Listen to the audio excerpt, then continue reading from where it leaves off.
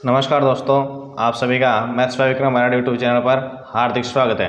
Daily रात्रि 8 बजे आने वाली क्लास में आज अपन दिल्ली पुलिस में 14 दिसंबर 2020 को जो आयोजित हुई थी थर्ड शिफ्ट, उसका पेपर यहाँ पे सोल्व करेंगे। उसके 5 क्वेश्चन मैंने आपको पिछले वीडियो में करवा दिए हैं, बाकी क्वेश्चन इस वीडियो में सोल्व करेंगे। अगर आपने यूट्यूब चैनल हमारा सब्सक्राइब नहीं किया तो सब्सक्राइब कर दीजिए, दोस्तों के साथ शेयर कीजिए, वीडियो को लाइक कीजिए और बेल आइकन को प्रेस कर दीजिए ताकि आपको जो डेली नोटिफिकेशन मिलता है वो मिल जाएगा। अब इसमें अपने क्वेश्चन अच्छे तरीके से एक्सप्लेनेशन करेंगे ताकि आपको अच्छे तरीके से कैलकुलेशन समझ आ जाएगी। जब तक आपको अच्छे तरीके से नहीं आएगी तब तक आप शॉर्ट मार नहीं सकते। तो बेसिक आप लोग को अच्छे तरीके से यहाँ पे कैलकुलेशन समझ में आ जाएगी बेसिक के हिसाब से, तो फिर आप आराम से एग्जाम के अंदर भी क्या कर सकते हो, वहाँ पे शॉर्ट मार सकते हो। यानी जो टर्म्स हैं सॉल्यूशन की वो अपने दिमाग में आप कर सकते हो। अगर आप इस वीडियो की पीडीएफ प्राप्त करना चाहते हो तो आप हमारा टेलीग्राम ग्रुप है जिसका लिंक आपको इस वीडियो की डिस्क्रिप्शन में मिल जाएगा, उसको ज्वाइन कर लीजिए। हमारी जो भी क्लास आती है उसका पीडीएफ फॉर्मेट आपको हमारे टेलीग्राम ग्रुप पे मिल जाता है। तो देखिए चल रहे हैं, यहाँ पे स्टार्ट कर रहे हैं। यहाँ पे दिया हुआ है क्वेश्चन कि 3 क्रमिक विषम पूर्णांक है। क्या है? विषम पूर्णांक है। देखिए दोस्तों, आप यहाँ पे देखो 1 2 3 4 और 5 सम एक को न तो विषम माना सम माना, इसको कुछ नहीं है, पर मोस्टली इसको किस में काउंट करते हैं? विषम में काउंट कर लेंगे। ये सम है, फिर ये विषम है, फिर ये सम है, ठीक है। तो यहाँ पे एक छोड़ के एक संख्या आ रही है सम, यानी 2 के बीच में अंतर आ रहा है 2 और 2, 4 के बीच में अंतर आ रहा है 2, 3 और 2 के अंतर आ रहा है, मतलब जो प्रत्येक संख्या है वो 2 2 के अंतर पे यहाँ पे लिखी हुई है विषम संख्या। अब 3 जो यहाँ पे क्रमागत विषम पूर्णांकों में से 3 गुनी दूसरी संख्या है, कि जो दूसरी संख्या है उसका तो क्या लेना, मेरे को 3 गुना लेना है। तो देखिए यहाँ पे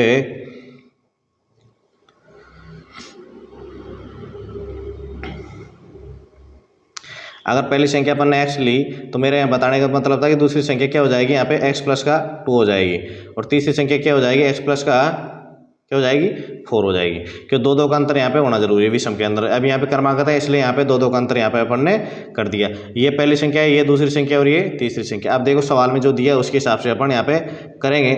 सवाल में क्या दिया हुआ है? 3 गुनी दूसरी संख्या का 3 गुना दूसरी संख्या का 3 गुना। तो x प्लस जो 2 है मेरे पास में, इसका मैंने क्या कर दिया 3 गुना। अब बोल रहा है तीसरी संख्या के 2 गुणे से 3 अधिक है। तीसरी संख्या जो ये x प्लस 4, इसके 2 गुणे से 3 अधिक है, यानी इसका माइनस कर दूंगा। अगर ये संख्या 2 गुणा x प्लस का 4, तो इनका दोनों का अंतर कितना दिया है? 3 अधिक है, तो यहाँ पे 3 अंतर आ गया। अब देखो इसको सोल्व करूंगा मैं। 3x, ये अंदर 3 को ब्रैकेट के अंदर गुणा किया मैं 3x हो गया, और 2 को ब्रैकेट के अंदर गुणा किया तो 2x हो गया। 3x तो प्लस का है, 2x क्या है? माइनस का है। तो 3x में से 2x कम करूंगा तो कितना बच जाएगा? 1x बच जाएगा। अब 3 को देखो इससे मल्टीप्लाई करूंगा 2 से, और 2 को इधर यहाँ 4 से करूंगा तो 3 दूनी का 6, 6 प्लस के आ जाएंगे 4 आ जाएगा माइनस का, तो प्लस के कितना बच जाएंगे मेरे पास में? 2 प्लस के मेरे पास में 2 बचेंगे क्या?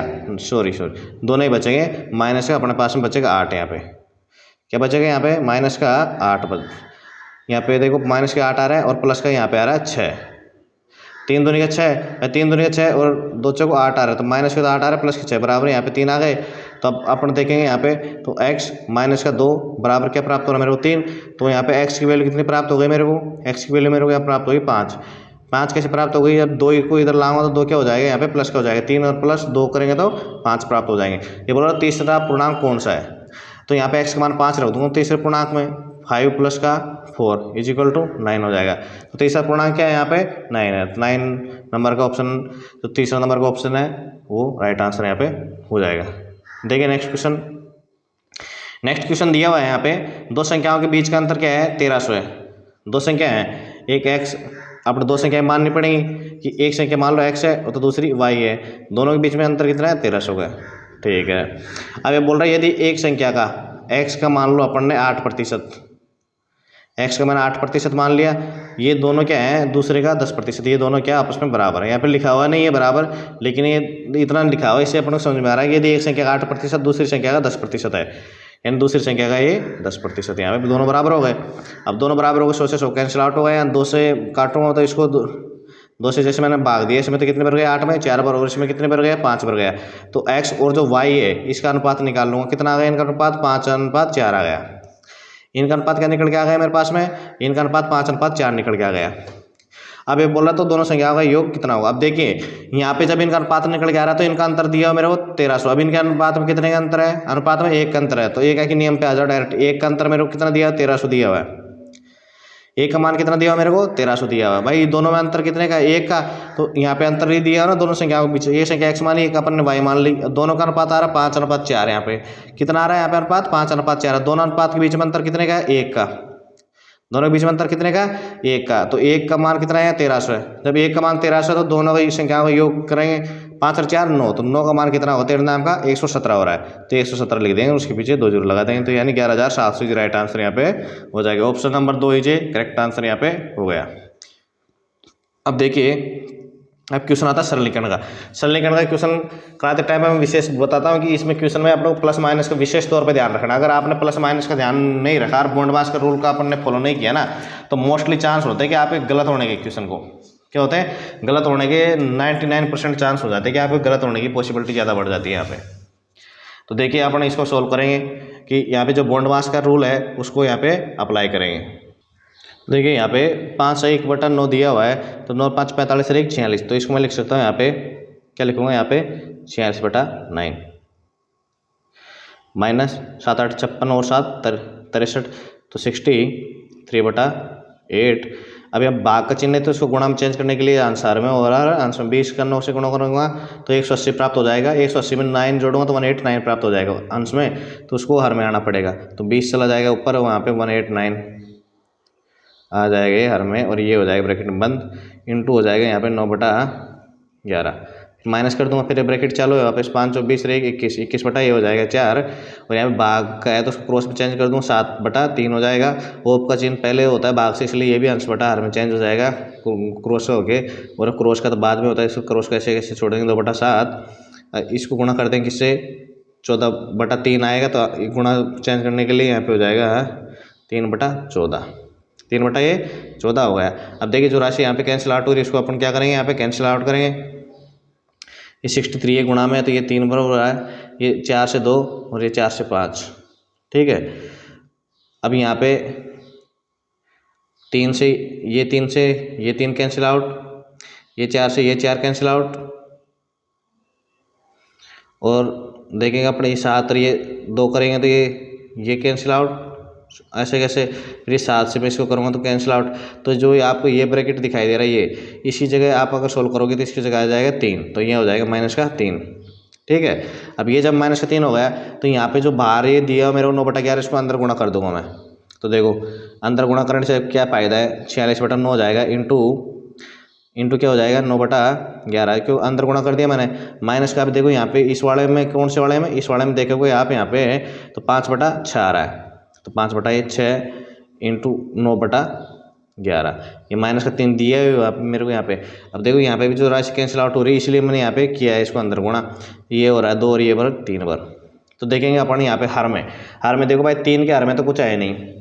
अब बात करेंगे 5 के हर में, 5 तिया ये हो रहा है 15/22 हो रहा है, और यहाँ पे 46/11 हो रहा है, तो मैं हर में बराबर करने के लिए मैंने 22 से 22 लाने की कोशिश करूंगा। तो जो ये वाला पद है 46/11, इसमें 2 से ऊपर नीचे में गुणा कर दूंगा तो देखो मेरे को प्राप्त हो जाएगा 90, क्या प्राप्त हो जाएगा 92/11, 92/11 प्राप्त हो गया। इसमें फिर माइनस चिन्ह लगा दिया यहाँ पे, तो मेरे को ऑलरेडी था कि 15/22 प्राप्त हो रहा है, ठीक है। 15 यहाँ पे 22 प्राप्त हो रहा है, माइनस का अब 3 में कुछ नहीं है तो इसको 22 से ऊपर नीचे गुणा करूँगा तो ये हो जाएगा 66 66 ये हो जाएगा 22, ठीक है।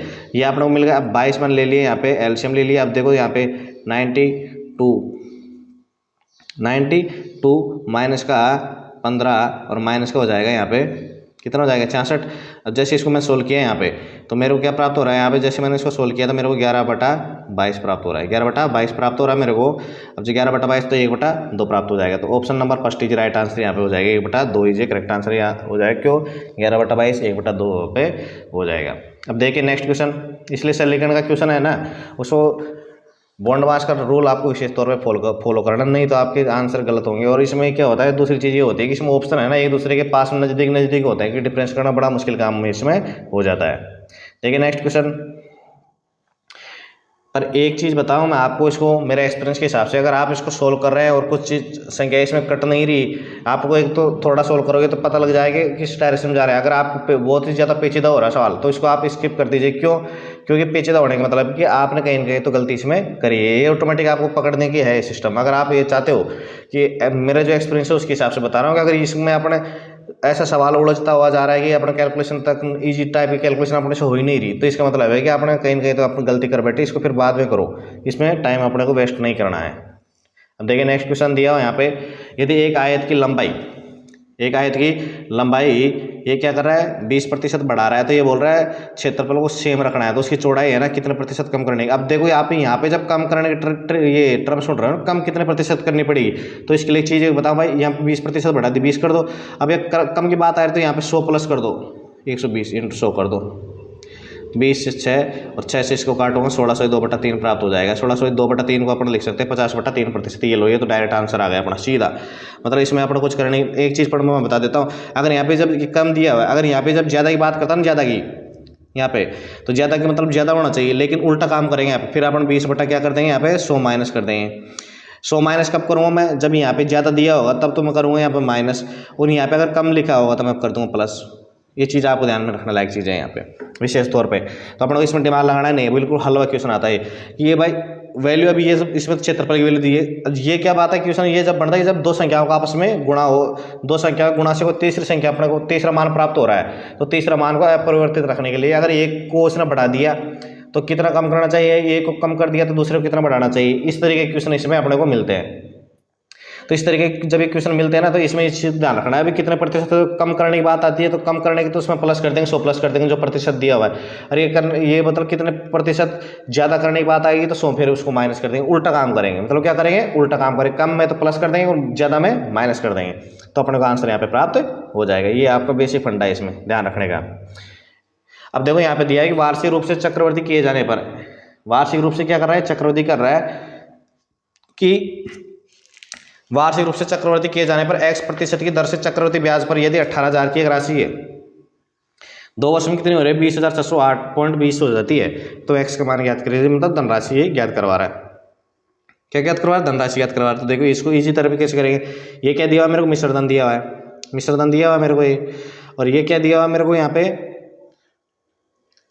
ये दिया मेरे को मूलधन। अब ज्ञात क्या करवा रहा है अपने से, दर, ये आपने से r ज्ञात करवा रहा है। ठीक है, तो अब देखो इसके लिए क्या करें, मिश्रधन जो दिया मेरे को कितना दिया, 20,608.2 लिख देता हूँ इसको मैं, बटा यहाँ पे हो जाएगा 18,000 और एक जीरो इसकी वजह से लग जाएगी, तो ये दशमलव यहाँ पे कैंसिल हो जाएगा, ये दशमलव यहाँ पे कैंसिल हो गया। अभी बराबर क्या होगा, जब मिश्रधन की बात हो रही है यहाँ पे, तो 100 प्लस का r बटा 100। अब ये 2 साल बाद में हो रहा था, इसके कर दूंगा मैं यहाँ पे स्क्वायर। क्या कर दिया मैंने यहाँ पे, स्क्वायर कर दिया। अब देखो एक चीज़ आपको यहाँ पे देखने को लायक मिलेगी, क्या मिलेगी कि जब भाई यहाँ पे देखो, यहाँ पे देखोगे तो आपको 4 जीरो मिल रही है। अब यहाँ पे तो स्क्वायर कराना 100 का स्क्वायर करूँगा तो 4 जीरो आएगी, लेकिन यहाँ पे क्या है, जो 18 दिया हुआ मेरे को, जो 18 दिया हुआ ये आ रहा है यहाँ पे एक्स्ट्रा, ये आ रहा है मेरे पास में एक्स्ट्रा। तो 18 को हटाना है मेरे को। जैसे मैं 18 को हटाऊंगा तो मेरा आंसर के मतलब लगभग पहुंच जाऊंगा। अब 18 के हटाने के लिए मेरे को 18 से इसमें भाग देना पड़ेगा, अंश में और हर में। जैसे मैंने हर में भाग देने की बात आती है, तो हर में तो मेरे को 1 प्राप्त हो जाएगा और ये 4 जीरो यहाँ पे प्राप्त हो जाएंगी। ठीक है, अब बात यहाँ पे जाती है 18 का भाग दूँ इसमें, 20,608 में 18 का 18, 1 आ गया, बच गए कितने यहाँ पे 2, 26, फिर भी 18 का 18 आ रहा है, बच गए कितना 8, 80, तो 18 चौक 72 आ रहा है, फिर 8 बच गए 88, फिर 18 चौक 72 आ रहा है, 18 चौक यहाँ पे 72 प्राप्त हो रहा है मेरे को।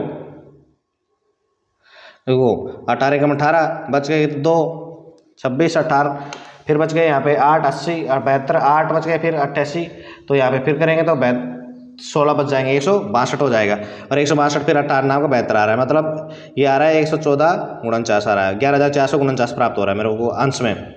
अब देखिए नेक्स्ट पेज पे चलते हैं अपन। यहाँ पे प्राप्त हो रहा है मेरे को 11,449 बटा 10,000। अब यहाँ पे देखेंगे तो अपना यहाँ पे देखो 100 प्लस का R/100 यहाँ पे मेरे को मिल रहा है। अब यहाँ पे स्क्वायर, अब देखो यहाँ पे जो ये वाला अगर मैं 100 का स्क्वायर करूँगा, इसका 100 का स्क्वायर करूँगा तो 4 जीरो हो जाएंगे मेरे, डबल हो जाती है।